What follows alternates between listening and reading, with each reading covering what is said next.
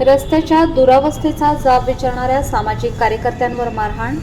सिन्नर तालुक्यातील डुबेरे गावात गौण खनिज उत्खनन व अवजड हायवा वाहतुकीमुळे खराब झालेल्या रस्त्याचा प्रश्न उपस्थित करणारे माजी सरपंच तथा सामाजिक कार्यकर्ते ज्ञानेश्वर ढोली यांच्यावर कथितरित्या बेदम मारहाण झाल्याची घटना घडल्याने तालुक्यात मोठी खळबळ उडाली आहे.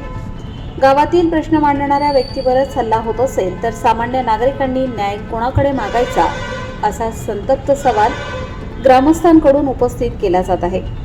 माहितीनुसार 3 ऑगस्ट रोजी सकाळी 11:30च्या सुमारास गावातील काही नागरिकांनी ज्ञानेश्वर ढोली यांना फोन करून संबंधित परिसरातील रस्ता अवजड हायवा व ट्रकच्या सततच्या वाहतुकीमुळे पूर्णपणे खराब झाल्याचे सांगितले. नागरिकांच्या विनंतीवरून ढोली घटनास्थळी गेले. तेथे सुरू असलेल्या कथित गौण खनिज उत्खननाचे त्यांनी मोबाईलवर चित्रीकरण केले आणि परिसराची वस्तुस्थिती दर्शवणारा व्हिडिओ गावाच्या व्हॉट्सअप समूहावर शेअर केला. याच व्हिडिओचा राग मनात धरून काही संबंधितांनी त्यांच्यावर कथितरित्या बेदम मारहाण केल्याचा आरोप करण्यात आला आहे. या हल्ल्यात ते गंभीर जखमी झाले असून त्यांना तातडीने नाशिक येथील जिल्हा शासकीय रुग्णालयात दाखल करण्यात आले आहे.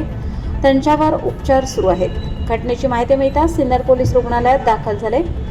पोलिसांनी जखमीचा जबाब नोंदवून पंचनामा केला असून पुढील तपास सुरू आहे. दरम्यान या प्रकरणात न्याय मिळावा म्हणून ग्रामीण पोलीस अधीक्षकांकडेही दाद मागणार असल्याचे ज्ञानेश्वर ढोली यांनी सांगितले.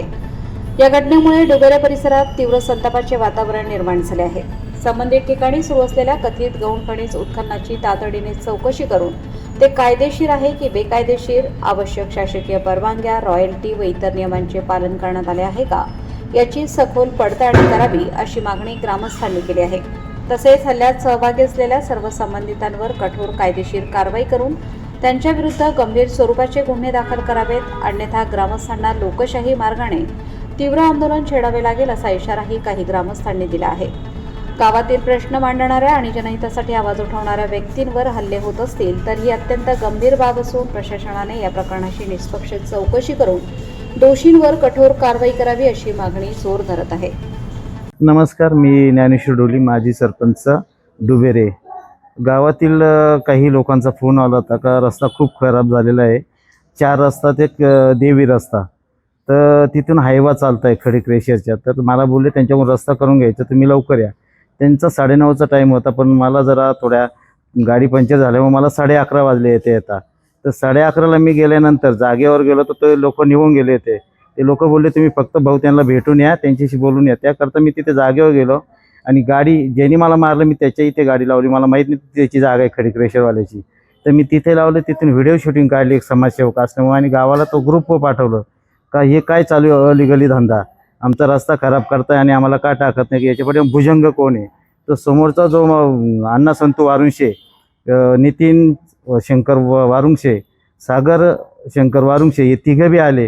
यांनी मला विचारपूस न करता ग्रुपवर का टाकलं तू आणि भुजंग कोणाला बोलला तू, जास्त माजला तू, असं म्हणून त्यांनी मला मारहाण केली.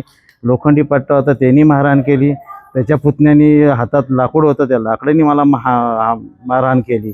एवढं मारलं का तू खूपच माजलं, कायमच आमच्या विरोधात येतं, तू कायमच आमच्या खडी क्रेशरला त्रास देतो, तू कायमच लोकांना सांगतो इथं मरून टाक तिथं मरून टाक, तुला एकदा संपूर्ण टाकतो. त्यांनी मारलं आणि शेवटच्या क्षणाला मी थोडं पळत थोडं पुढे आलो. ते म्हणले काढ गाडीतून हत्यार आणि याचा कार्यक्रमच लावा, आणलं ते गाडीतून हत्यार. मी थोडं पुढं पळालो.